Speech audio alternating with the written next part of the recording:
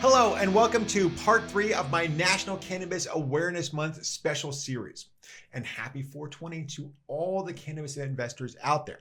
This week, we're featuring highlights from my interview with Bruce Linton, the founder and former CEO of Canopy Growth Corp. Today, we're going to touch on the prospects of legalization.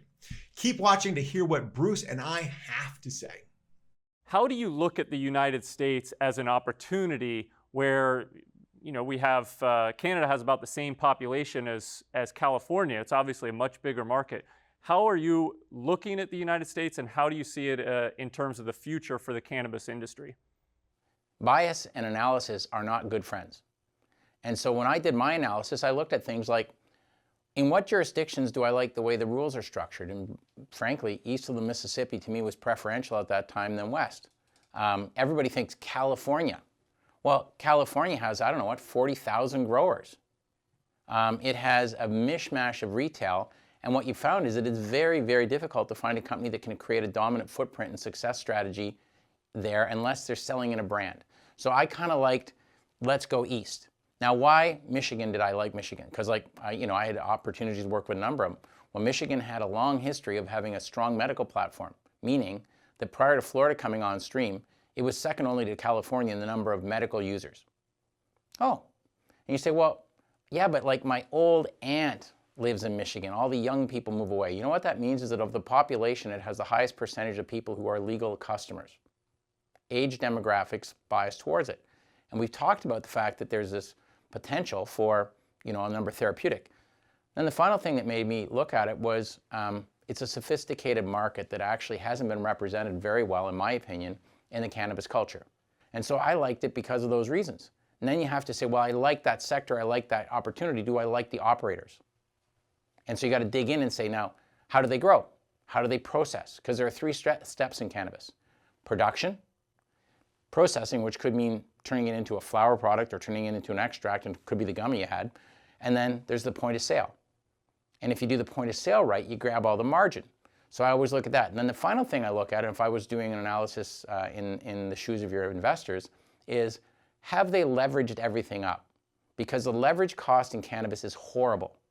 Like if they do a lease lend back, they're going to have 15%, 16% debt rate obligations that kind of go on forever. And if that event that we're anticipating, which is legalization, occurs, do you think anyone is going to be paying 15 to 16%?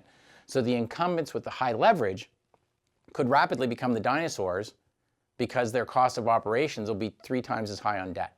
And so I don't like highly leveraged up assets, and in the case of Gage, they checked all my boxes. You mentioned Illinois getting just about as much tax revenue from cannabis as alcohol.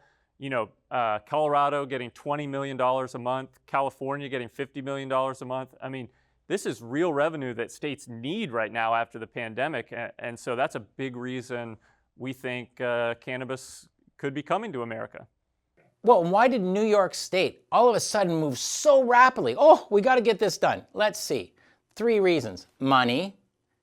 The neighboring states are all doing it, so people are going out of state, buying cannabis, buying groceries, buying gas.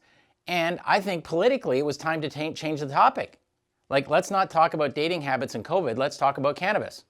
And so all of these things contribute to it always expanding. And to me, I believe in the U.S., the single biggest watershed moment to date, maybe after Colorado, is New York saying we're going to have a federal program. Bruce just hit on just a major point. I've long stated that as more states legalize, it's a self-fulfilling prophecy. So when New Jersey in the November 2020 election voted to legalize, that meant New York had to. There was no choice. And once New York has done it, now Pennsylvania is going to have to legalize adult use. Then Maryland, because Maryland, Virginia has already legalized adult use to the south. Same thing if we look out west, once Arizona during the 2020 election legalized adult use, New Mexico had to follow suit because you don't want to be that odd man out in any of these regions. When we talk about Illinois, we talk about the record revenue that they're bringing in monthly in terms of recreational sales. 31% of that is coming from out of state, from tourists. And so every state wants to keep that money inside. For me, I see legalization happening in the United States because we're at this point where 91% of the population believes in legalization in some form or another. We now have 17 states that have legalized adult use. That's up from 2 back in 2012. 3 of those, like I mentioned, just happened in the first 3 months of 2021.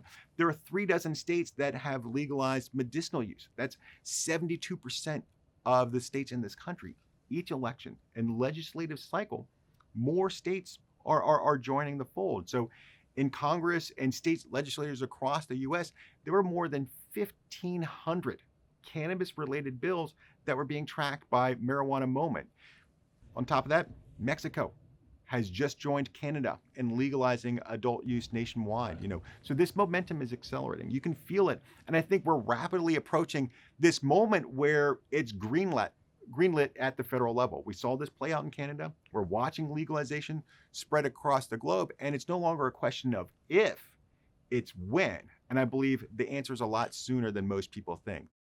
Thanks for watching part 3 of our National Cannabis Awareness Month special series. Part 4 will be released this afternoon as a little holiday gift to you viewers. So be sure to subscribe to the channel and turn on notifications. See you soon, and here's to high returns.